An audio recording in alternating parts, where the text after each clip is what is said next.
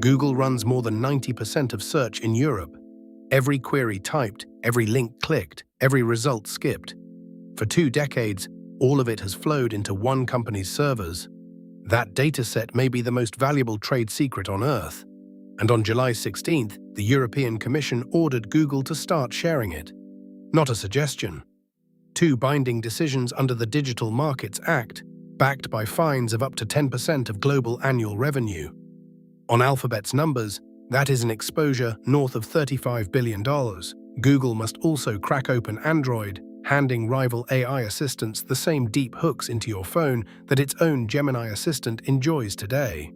This is the most detailed intervention any regulator has ever made against a tech platform.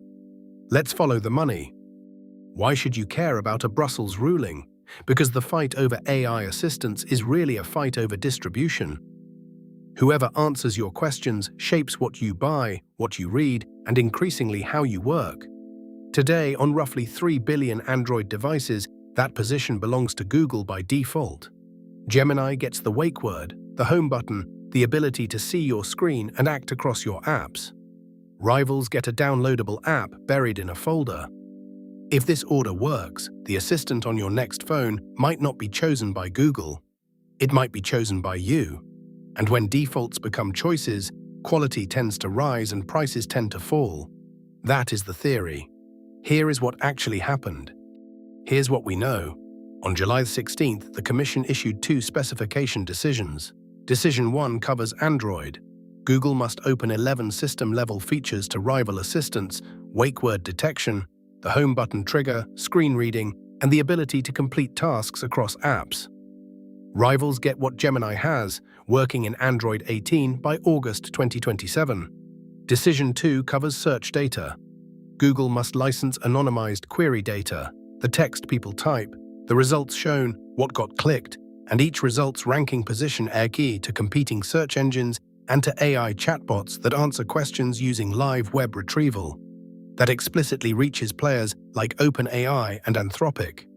Data starts flowing in January 2027 at regulated prices.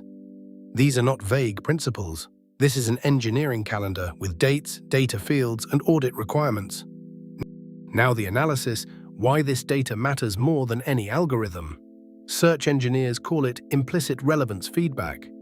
Every time you click the third result instead of the first, you teach the ranking system something no engineer could write down. Multiply that by billions of queries a day for 20 years, and you get a feedback loop no competitor can rebuild at any price, because you need the users to get the data and the data to get the users. That loop is why Google Search held above 90% in Europe for a generation. AI chatbots have the same hunger. They need to know what a good answer looks like. The Commission grasped something important. In the machine economy, the moat is not code. The moat is behavioral data. And it just ordered the moat drained, slowly, with anonymization rules, independent audits, and a 13-month retention cap. Chapter 3, the fine print, because that is where the money is. Not everyone gets access. Recipients must operate in the European Economic Area, show at least 50,000 monthly EU users, pass independent audits, and have either 2 years of trading history or 50 million euros in capital. Translation: this is built for serious companies, not data tourists. Pricing is regulated too. Small firms pay roughly Google's incremental cost of preparing and shipping the data. But the largest beneficiaries, gatekeeper-scale companies, can be charged up to Google Search's own operating margin. That design is genuinely clever. It means OpenAI could pay heavily for access while a European startup pays close to cost. Brussels is not just opening the market, it is tilting the field towards smaller players and quietly taxing big American AI labs on the way in. Google is not going quietly.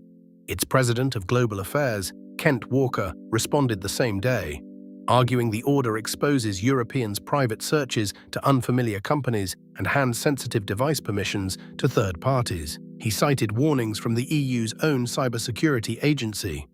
That is not pure spin. One independent analysis flags real tension between this order and the EU's Cyber Resilience Act, which tells companies to minimize attack surfaces, not widen them. Google is expected to appeal, but appeals do not pause the clock.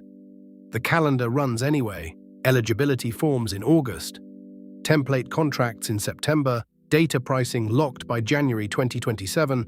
All 11 Android features live by August 2027. Miss the dates, and daily penalty payments start stacking on top of that 10% fine exposure. So who wins? Here's what I think. First, the big AI labs. OpenAI and Anthropic get two things. Money cannot currently buy.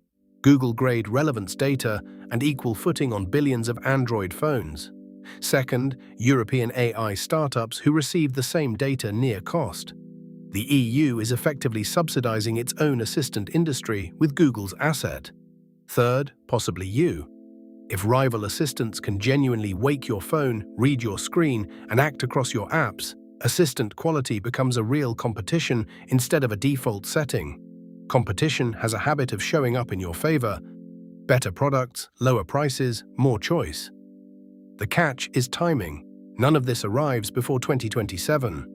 Regulation moves in years. AI moves in weeks. Who loses? Google, obviously, but be precise about how. The fine risk is real yet manageable. The strategic loss is bigger. Search behavioral data was a compounding, exclusive asset. Licensed access turns a monopoly input into a rentable commodity. Alphabet shares slipped about 4% last week, though a delayed Gemini model shared the blame. The second potential loser is your privacy, if the anonymization fails. The rules require every shared query to blend into a group of at least 1,000 similar users, and re-identification is banned. But banned and impossible are different words, and history is unkind to anonymized datasets.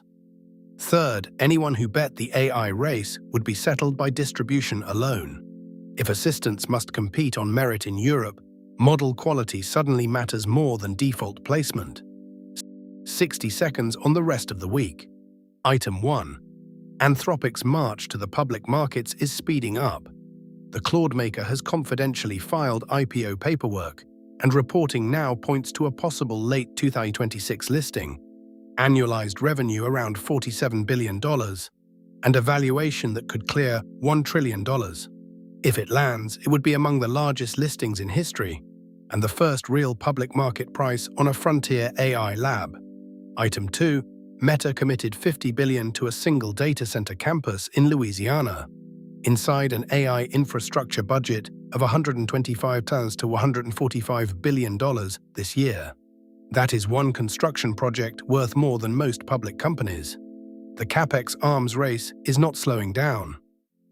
Here's the bottom line. The EU has declared that in the AI era, data access is infrastructure, like rails or power lines, and it intends to regulate it that way. Whether that builds a thriving European AI market or an expensive compliance bog, we will know by 2028. Either way, the price of intelligence on your phone was just put up for negotiation.